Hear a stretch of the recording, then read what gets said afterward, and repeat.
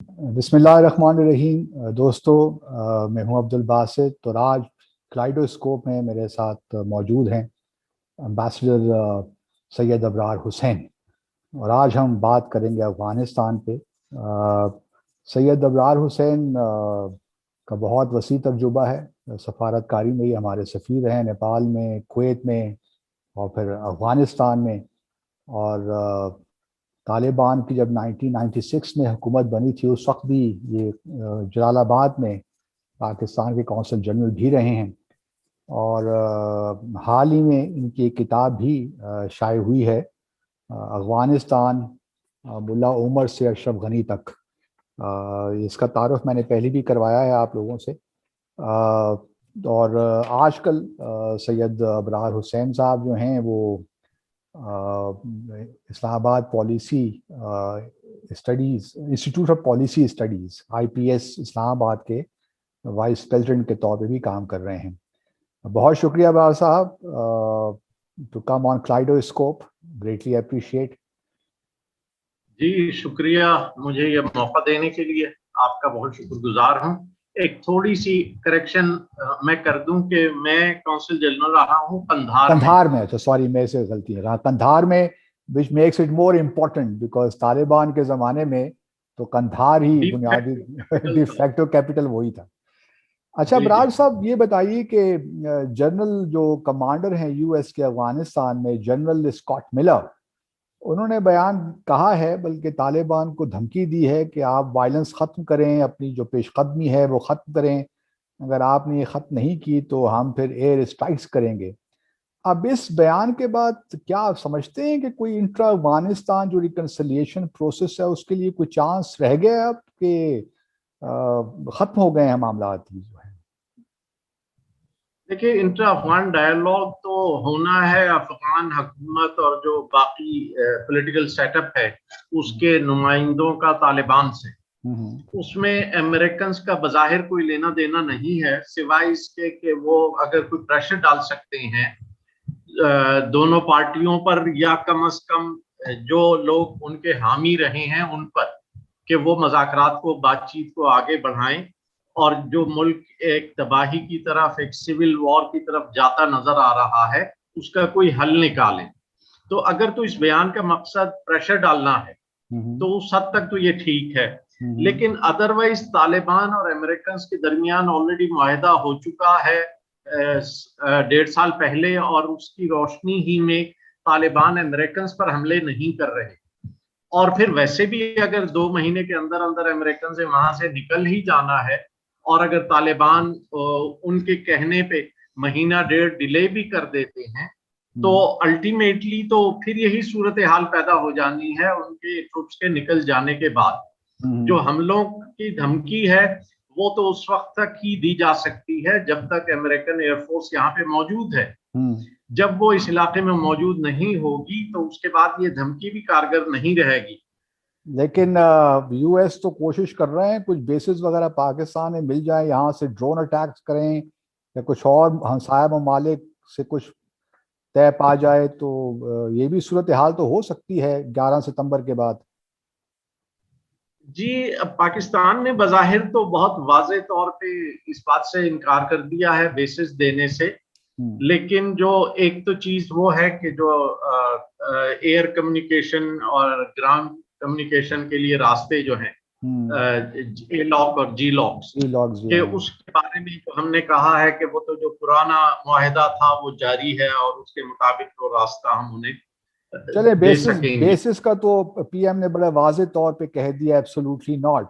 ये बताइए कि हमारा तालिबान पे कितना इन्फ्लुएंस है? मुझे जहाँ तक मेरी असेसमेंट है, मैं तो समझता हूँ कि इंट्रा अफगान जो रिकन्सिलिएशन प्रोसेस है वो तो बज़ाहिर कामयाब होते नजर नहीं आता। जहाँ तक सिविल वॉर का ताल्लुक है वो तो अभी भी हो रही है, तालिबान भी निशाना बना रहे हैं अफगान गवर्नमेंट फोर्सेस को, अफगान गवर्नमेंट फोर्सेस भी कोई मौका हाथ से जाने नहीं देती। तो अब ये बताइए कि पाकिस्तान का कोई ऐसा इन्फ्लुएंस है इतना कि अगर रिकन्सिलिएशन नहीं तो कम से कम टेम्पररी सीज फायर ही की हम बात कर लें फिलहाल, ऐसा मुमकिन है?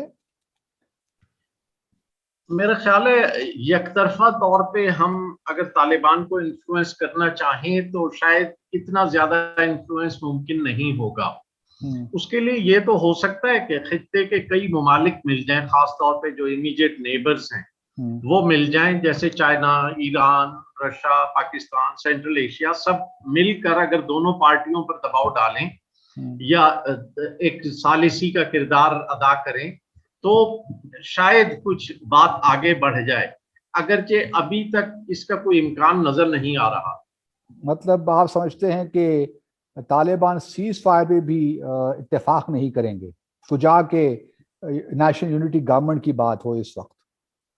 देखिए अभी तक तो जो अफगान गवर्नमेंट की तरफ से मुतालबा, सबसे बड़ा मुतालबा इंट्रा अफगान डायलॉग में यही था कि तालिबान सीज फायर करे, और तालिबान की तरफ से ये था कि इंटरिम गवर्नमेंट बनाई जाए जिसके लिए वो आमादा हैं, यानी वो उसमें शरीक हों या ना हो, लेकिन अशरफ गनी की गवर्नमेंट हट जाए और एक इंटरिम गवर्नमेंट आ जाए। आप नहीं समझते कि अशरफ गनी ने जो सदारती इंतखाबात करवाए वो भी बदनीयती पे मबनी थे? वो अगर न करवाए जाते तो इस वक्त शायद ज्यादा इम्कानात होते नेशनल यूनिटी गवर्नमेंट के या इंटरिम सेटअप के। जी बिल्कुल सही बात है, असल में उनकी नीयत ही ठीक नहीं थी। और फिर ये भी देखिए कि टोटल जो वोट पोल हुए 20%, उसमें से अगर आधे उसे मिले तो इसका मतलब ये है कि उसका मैंडेट जो है 10% है, सिर्फ 80% लोगों ने उस इलेक्शन में वोट ही नहीं दिए, जिसका मतलब यह है कि लोगों को उस इलेक्शन पे एतबार नहीं था। तो उसका ये कहना कि उसके पास मैंडेट है अफगान अवाम का, ये बात तो सरीहन गलत साबित हो जाती है। और उसके बाद भी अगर वो ये डटे रहें कि इंटरिम गवर्नमेंट के बनाने की राह में रुकावटें खड़ी करें, मज़ाकरात को इसलिए आगे ना बढ़ने दें कि उनकी हुकूमत चली जाएगी, तो ये सारी चीजें यकीनन बदनीयती पर मबनी हैं। और जब तक दोनों तरफ से खुलूस नीयत ना हो, मज़ाकरात का आगे बढ़ना बड़ा मुश्किल हो जाता है। आपकी क्या असेसमेंट है? जो वेस्टर्न इंटेलिजेंस से कुछ एजेंसीज या इंटेलिजेंस रिपोर्ट सजेस्ट करती हैं कि तालिबान सितंबर के 6 माह के बाद जब इनखला मुकम्मल हो जाएगा तो 6 माह के अंदर अंदर वो शायद काबुल पे कब्जा कर सकें। क्या आप इस असेसमेंट से इत्तेफाक करते हैं, या आप समझते हैं क्योंकि अब यूएस ने तकरीबन $4 बिलियन देने का वादा किया है एनुअली अशरफ गनी की हुकूमत को, और आप समझते हैं कि ये शायद 6 माह में मुमकिन ना हो तालिबान के लिए?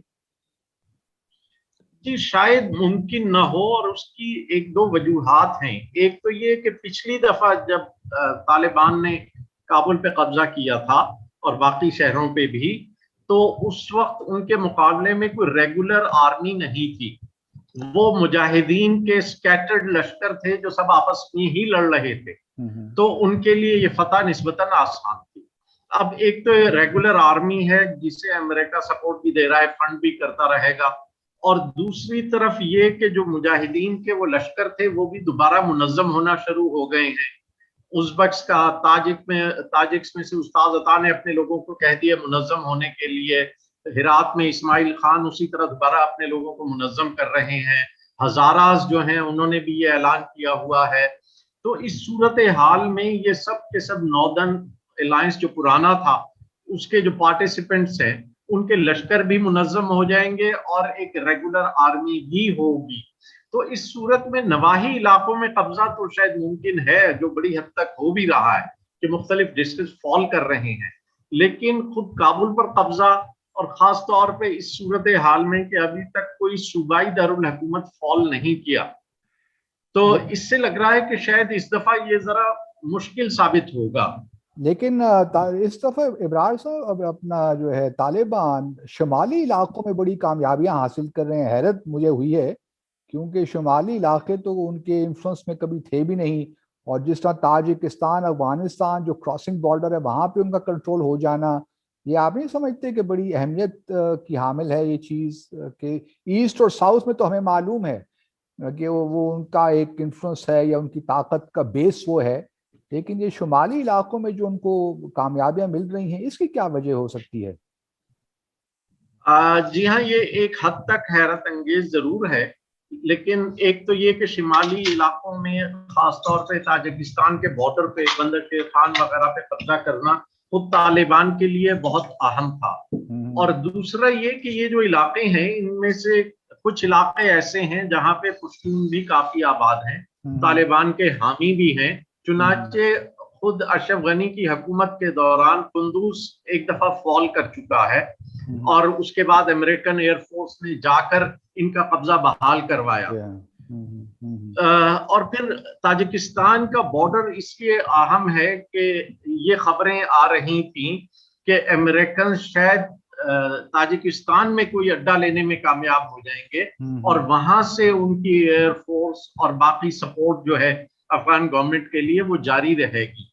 चुनाचे अगर वो अफगान ताजिकिस्तान के बॉर्डर पे सबसे पहले कब्जा कर लेते हैं तो एक लिहाज से ये समझा जाएगा कि उन्होंने उधर से आने वाले कम से कम ग्राउंड के जो रास्ते हैं, जमीनी रास्ते, उनको मुनक़ते कर दिया है।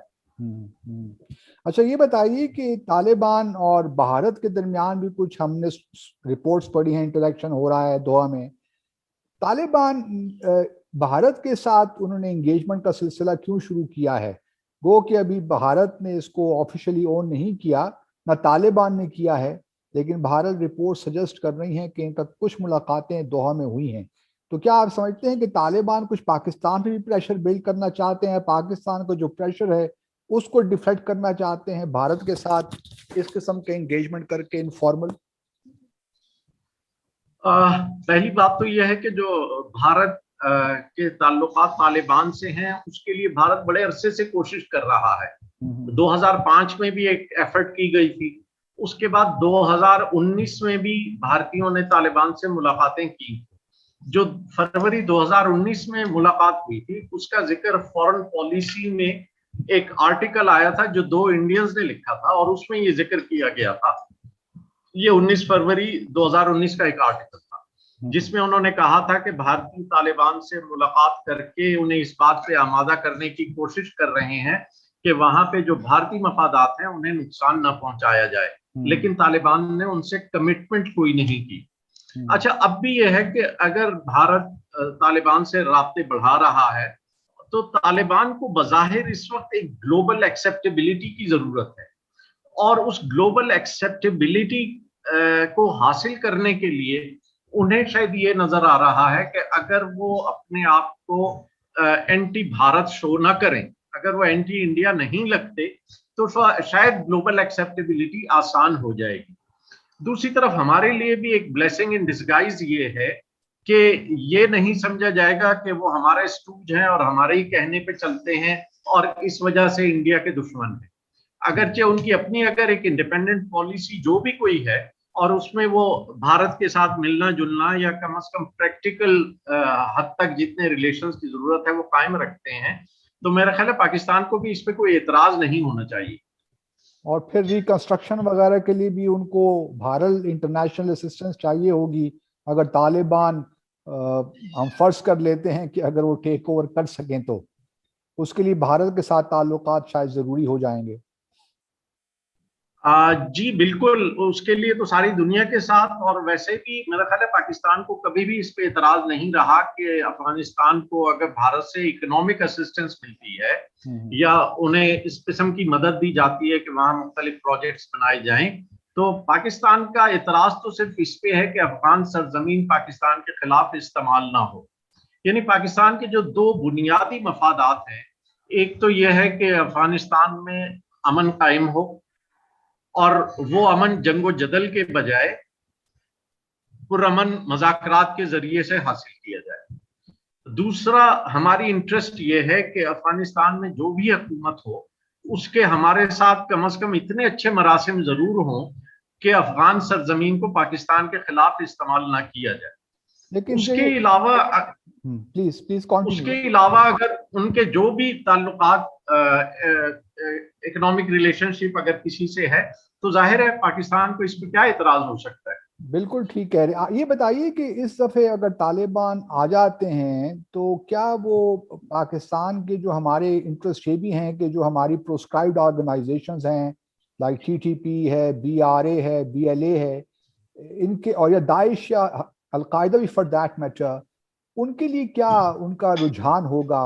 आया वो इन पे सख्ती के साथ इनकी एक्टिविटीज पे पाबंदी लगाएंगे, या आप समझते हैं कि फिर भी उनको तालिबान के अंदर उनको स्पेस उनके लिए मौजूद रहेगी? नहीं, मेरा अपना जाती व्यू तो ये है कि तालिबान एक तो उन्हें वो स्पेस नहीं देंगे, खासतौर पे वो जो एंटी पाकिस्तान तंजीमें हैं, और दाइश जिसके इन अ वे समझें कि टीटीपी के साथ भी एक मिली भगत है, तो तालिबान और दाइश एक दूसरे के खिलाफ है। बल्कि खित्ते के तमाम ममालिक को, हमें ही नहीं सब ममालिक को ये तवक्को है कि तालिबान जो है वो दाइश को रोकने में अपना किरदार अदा करें, क्योंकि तालिबान का एजेंडा डोमेस्टिक है जबकि दाइश का एजेंडा ग्लोबल है। इसलिए जो खित्ते के बाकी ममालिक हैं, यानी चीन, रूस और सेंट्रल एशिया और हत्ता के ईरान भी, उन सबको ये उम्मीद है कि तालिबान जो है वो दाइश के खिलाफ खड़े होंगे और बाकी खित्ते को भी दाइश से बचाने में अपना किरदार अदा करेंगे। अच्छा, ये बताइए कि अब तालिबान अगर फर्ज कर लेते हैं कि वो जब भी कंट्रोल ले लेते हैं पूरे अफगानिस्तान का बशमूल काबुल के, तो आप समझते हैं कि 96 में जो उनकी एक पॉलिसी थी, बड़े radical Talibanisation coat on quote जिसे हम कहते हैं, इस दफे क्या ज्यादा वो एकोमोडेटिव होंगे टूवर्ड्स वेमन और जो ह्यूमन राइट्स के दूसरी हालात हैं? क्या आप देखते हैं कि कदरे बेहतर, मतलब तालिबान विदाउट तालिबानाइजेशन, क्या आप ये सिनेरियो पॉसिबल होता देखते हैं, या वही एक्सट्रीमिस्ट एक जो उनका वर्ल्ड व्यू है उसी वर्ल्ड व्यू के साथ वो आएंगे? देखिए, एक तो अभी तक ये कंफर्म नहीं कि उनकी इंडिपेंडेंट गवर्नमेंट आ सकेगी या नहीं, वो पावर शेयर करेंगे या इंडिपेंडेंटली हुकूमत में आएंगे। दूसरी चीज ये है कि अब 20 साल गुजर चुके हैं और तालिबान का खुद भी ये दावा है कि वो अब काफी बदल गए हैं, और ये जिन इश्यूज का आपने जिक्र किया, यानी human rights, women rights, education, इस पे उनके व्यूज अब वैसे नहीं है, बल्कि वो कहते हैं कि इस्लाम के दायरे कार में रहते हुए जितने भी हुकूक दिए जा सकेंगे वो उन्हें देने के लिए तैयार है। वो साथ साथ कल्चर का भी जिक्र करते हैं ना, इस्लाम और कल्चर की बात भी वो करते हैं, जो ट्रेडिशनल एक उनका खवातीन के हकूक के हवाले से खास तौर पे, कि जो ट्रेडिशंस उनकी हैं अफगानिस्तान के उसके मुताबिक उसके बीच में रह कर। जी, ट्रेडिशंस के अलावा उनके मुखालिफिन का तो ये कहना है कि जब वो कहते हैं इस्लाम के मुताबिक, तो उनकी तो इस्लाम की अपनी एक इंटरप्रिटेशन है जो बहुत सी जगहों पे औरों से मुख्तलिफ है। तो ये इस बात की क्या गारंटी है कि उन हकूक का मतलब वाकई वो हकूक होगा जो लोग समझ रहे हैं या तवक्को रख रहे हैं। लेकिन खुद तालिबान ने मुख्तलिफ मौके पे, यानी पिछले कई सालों में, जैसे पगवाश कॉन्फ्रेंस में 2 दफा वो गए, उसके अलावा ओस्लो में उनकी वीमेन एक्टिविस्ट से एक मुलाकात हुई, उन सब में उन्होंने बड़ी अश्योरेंसेस दी हैं कि अब वो मामला नहीं होगा जो 20 साल पहले का था। लेकिन बहरहाल जब तक वो नौबत आ नहीं जाती और देख नहीं लेते, कोई भी पेशेन गोई करना बहुत मुश्किल है। तो तालिबान, आप समझते हैं, मेरा आखिरी सवाल यही है कि तालिबान, क्या आप समझते हैं कि तालिबान किसी पावर शेयरिंग फार्मूला पे एग्री करेंगे? क्योंकि उनकी ताकत कोई जमहूरियत तो नहीं है या इंतखाबात भी नहीं है, तो क्या वो ये प्रेफर नहीं करेंगे कि जो 16-17 साल से वो जद्दोजहद कर रहे हैं बकौल उनके फॉरेन ऑक्यूपेशन के, अब वो और थोड़ी सी उसमें जान डालें रादर देन के किसी पावर शेयरिंग फार्मूला पे एग्री करें? देखिए, वो किसी ऐसे फॉर्मूले पे उसी वक्त एग्री कर सकते हैं जब वो ये देखें कि वो बजोरे बाजू पूरे अफगानिस्तान पर फतहयाब नहीं हो सकते। यानी अगर उन्हें ये नजर आए कि अब जिस रेगुलर आर्मी का उन्हें मुकाबला है और जो वॉर लॉर्ड्स के लश्कर उनके मुकाबले पे हैं, उनसे वो इतनी आसानी से नहीं जीत सकते जैसे लेट 90s में हुआ था, तो फिर यकीनन उन्हें इस पे आमादा होना पड़ेगा कि वो जो भी पावर शेयरिंग हो सके, यानी चाहे वो उसमें मेन शेयर उनका हो, लॉयंस शेयर उनका हो और बाकी लोग उनके साथ शामिल हों, लेकिन बाकी को साथ मिलाकर शामिल करने से बहरहाल उस गवर्नमेंट की डोमेस्टिक एक्सेप्टेबिलिटी और दुनिया भर में उसकी एक्सेप्टेबिलिटी बहुत बढ़ जाएगी। तो आप ये नहीं समझते कि तालिबान का जो टेक या कंट्रोल पूरे अफगानिस्तान में करना या उनकी कामयाबी है वो शू इन है, उसमें भी बहुत से मराइल हैं, आप समझते हैं? जी, बहुत से इफ एंड बट्स अभी मौजूद हैं। वो जो कहते हैं ना, जाम से लब तक हजारों लफ्ज़ें हैं, अभी महरूमी का है इम्कान, जरा आहिस्ता चलो। अच्छा ठीक, चले हम, हमारे लिए तो भारत जरूरी है, जिस तरह आपने कहा कि अफगानिस्तान में अमन हो, और हमारी कोशिशें भी यही हैं। लेट्स होप के कुछ हमारी कोशिशें कामयाब हो जाती हैं, लेकिन हालात को इतने अच्छे नहीं हैं, ये कहा जा सकता है।